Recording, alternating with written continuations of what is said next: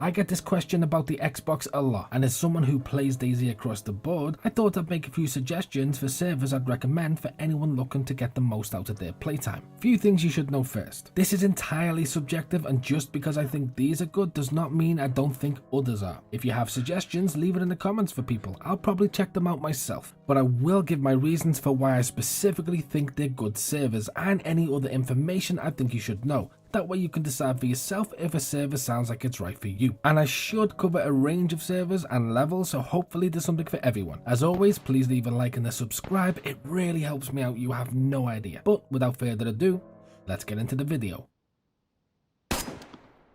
These servers are in no particular order, but at the end of each bit I'll tell you who I'd recommend it for. Also, just keep in mind that almost every server I mention here has a Discord available that shows up at the bottom left of the screen in red when you join. Joining the Discord is an amazing way to meet people actively using the server. You can also keep in contact with admins for rule breaks, glitches and future updates, or just general DayZ conversation. You can also get a few server rules or information in the bottom left, so it's always worth paying attention to. Just keep that in mind as I talk about each server. So the first server I'm going to talk about is called DayZ High Loot No Base Damage PvP. Honestly, this is a pretty fun server. I had lots of fun here. As soon as someone says PvP, it's quite fair to say a lot of people will shoot on sight, and here is no difference. Though I did meet a couple of cool guys here, so always keep that social hat on just in case. But because of the higher loot spawns here, you'll find some pretty decent equipment too, but not at a ridiculous rate. There's still some challenge here, because despite it being mainly focused on the PvP side of things, it's not one of the highest loot rate servers going, so you do still need to keep an eye on your food and water. In other words, respawning is a little less harsh for the newer player, and it's a pretty nice balance for someone who wants to get into the game and have a non-hardcore experience while still having to abide by the game's survival mechanics, slowly building familiarity with it. It's also a pretty good place to build a base. There are lots of bases, which is another main focus of the server. This is because, as it says in the title, there is no base damage. But don't be fooled, your base can still be raided. In fact, a lot of the coast bases are raided, but when you get inland you see some fairly decent sized structures and some quite busy ones too. So if you're looking for interaction with players, this server should definitely deliver that. It usually has a high player count as well. Occasionally in the busiest times of the day you might find yourself waiting to enter a full server, but the wait is never ridiculous, or at least that is my experience. What's really cool about this server as well is there is no stamina, meaning you can run and you'll never run out. All in all, I'd say the server is best for advanced beginners, people who are familiar with the absolute basics and now want to hone their skills in bases, PvP and community interaction. I think that's the guy who was taking shots at me before. So I don't really want to be friendly with him. He must have been hiding for the last 20 minutes then, because, you know, searched everywhere trying to wait. What the f? Next on my server list is a server called 96 times Cars Loot.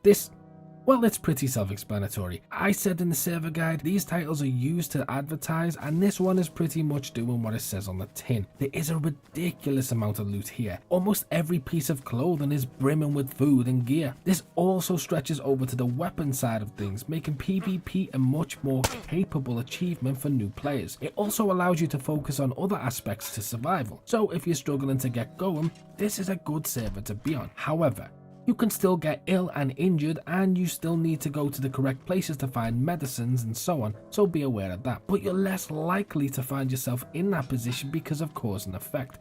An abundance of clothes can stop you from getting colds. There are lots of drinks, so you don't need to know where the wells are, and you never have to resort to drinking strange bottles of water you found on a zombie because you're dying of thirst, which is always a positive. It's also a great server to find cars. Now you'll never really find a fully completed car, or at least I never, but it almost immediately tells you about its high car loot in the bottom left when you log onto the server. So this is a great place to learn all about fixing and driving cars from the beginning. And this even stretches over to bases. Nails are not uncommon, especially in places you'd expect to find them. One of the other benefits of this specific server is, if you're new, one of the issues you may face is surviving long enough to meet up with friends, even when using the app Izurvive, which I mention in almost every video because I think it's great for beginners.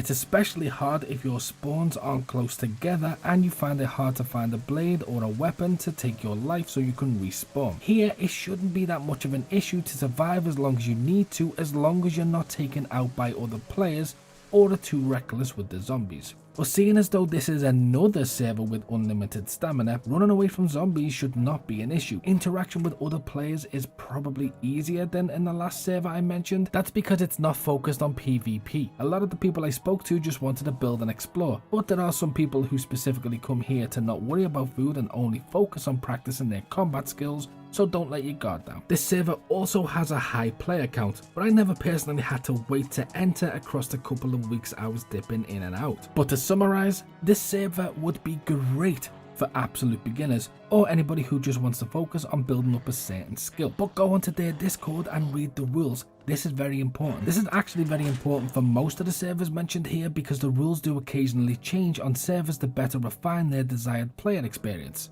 That was really hard for me to say. There are other servers with similar labels, but this is the one I found to have the best experience. The other servers also have fewer players, which can significantly impact the fun certain people have in a game, so I just figured it was important to mention.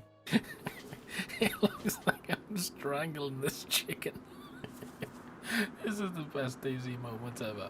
Now, we move up a level to the server called Devil's Workshop ×5. This server was pretty good for combat and has some fairly skilled players on it. There is stamina here unlike the previous two servers I mentioned, and a few more bases, specifically in warehouses and farms, though there are some really huge ones inland. This is a great server for some combat and fortification. It's pretty close to the official servers, just with a little more loot and easier to get weapons. Plus there are plenty of previously raided bases with leftovers still available. I've been playing on this a lot lately, mostly solo, but I did meet a few other solos and we teamed up for some good old-fashioned DayZ survival raiding fun. Why does that remind me of waving inflatable arm flailing too, man?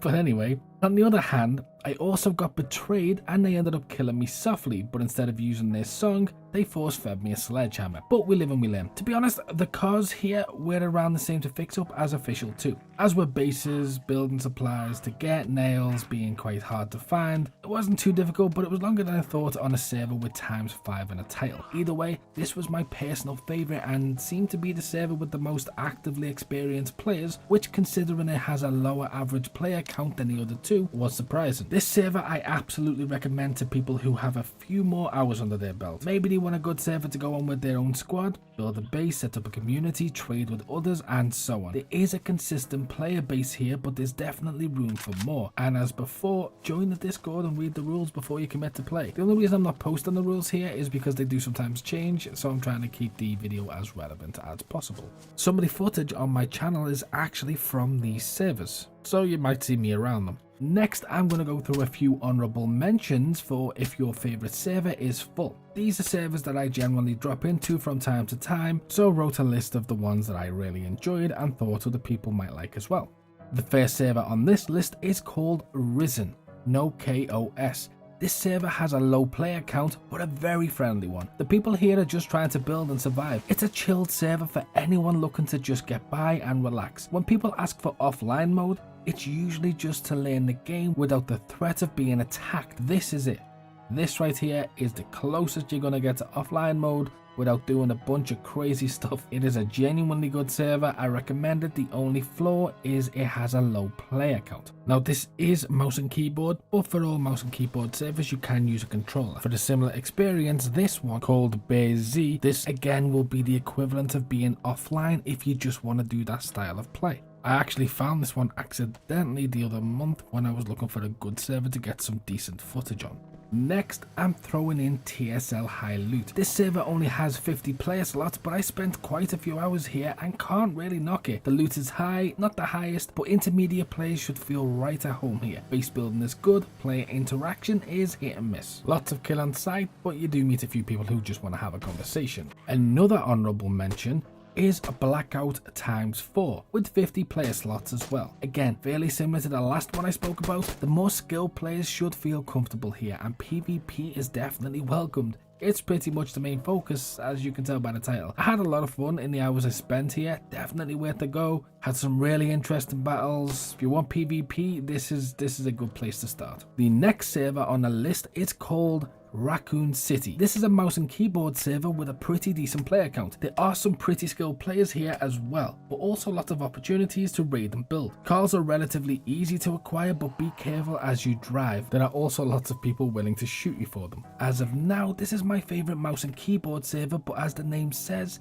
it's not without its challenges. It's detrimental you check out the Discord for this one as you join. Next, I have two servers to mention. The first one is PvP City. I didn't spend too much time here, but it is a great place to learn how to get gear quick and firefight, whereas the opposite of this is called PvE Only, which is a server dedicated to no killing. This only has 32 player slots, but is usually always touching the limit. Both of these servers are mouse and keyboard again. Both of them offer the same experience with different core goals. Discord's available as you load in. I want to add a few things to this that I think you should know. Now, I played on a lot more servers, but these are the ones that stuck with me on Xbox, and a few of them have been my go-to servers for the past few weeks, specifically Devil's Workshop. Some of them a lot longer than that. As I've said before, community servers are subject to unexpected change, so if some things are slightly different on arrival, that's just how it is. However, most of the time popular servers don't go down, but this is why I've mentioned Discord a million times, because you will always get a warning before any changes happen. And lastly, I will do more videos on the best servers I find in the future if people want it. Just let me know by either liking or subscribing, or by leaving a comment. The more positive interaction I get, the more I'll push this type of content. Also, if you have a server you enjoy more than what I've said here, please share it. All you're going to do is help somebody else. And as I said earlier on, I will probably check it out myself. I'm always open to new servers. I love playing DayZ. I play it a lot, so please feel free to post it in the comments.